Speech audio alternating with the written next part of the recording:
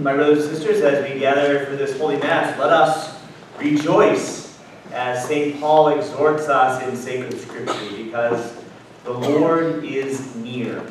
And in the expectation of the Lord's coming, we find joy, and we are called to rejoice.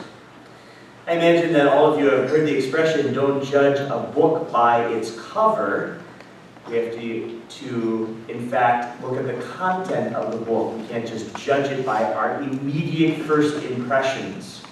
And I would say that that is very much the case when we think about this great saint that we hear about from the Scriptures today, St. John the Baptist.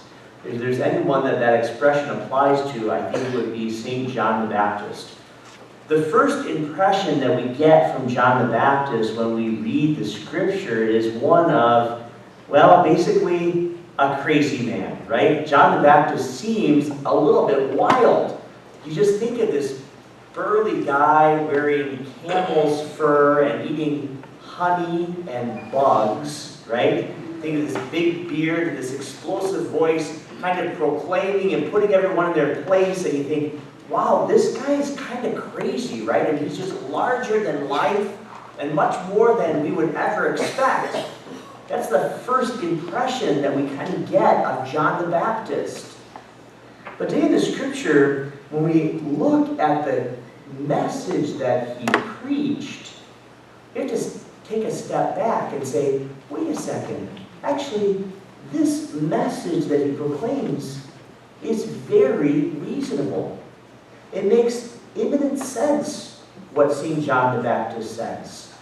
Basically, people come out to this guy in the desert who, seems a little wild, and they say to him, what should we do? And John does not tell them some kind of weird, extraordinary thing that they have to do in order to get ready for the coming of the Messiah. He basically just says to people, listen, if you've got extra stuff, give it away. If you have 2 cloaks, give one of them away. He says to the tax collectors, don't take more than you're supposed to take. To the soldiers, don't extort people. Just be satisfied with what you have, right?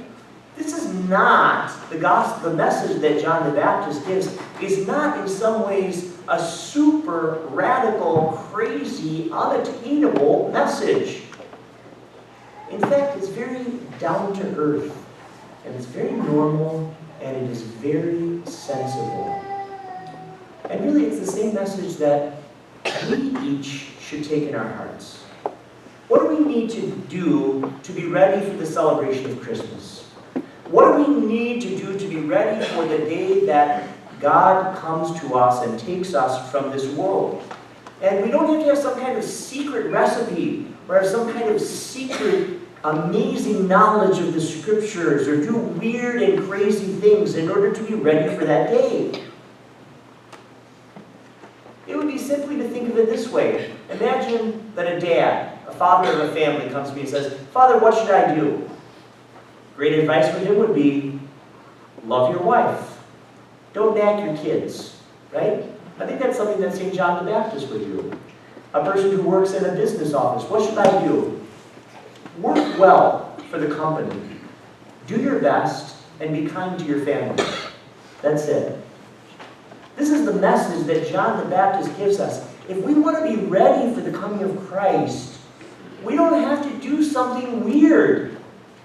What we need to do is live our lives, one, as men and women of prayer, and we have to live our lives as men and women of charity.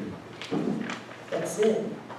That's the message that we have in the gospel today from John the Baptist. Pray and love.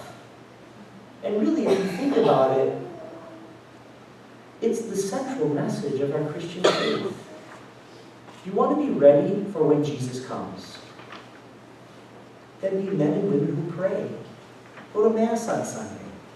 Pray before you go to bed at night and in the morning when you wake up. Think about God during the course of your day.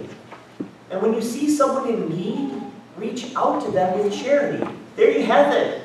And do all this for the glory of God as His sons and daughters. This is not rocket science. It is merely the gospel in action in our lives every day that we are here. And so, my brothers and sisters, let us prepare for the coming of Christ by being men and women who are aware of the presence of God, and therefore men and women who pray. And to be men and women who reach out in charity to those around us who are in need.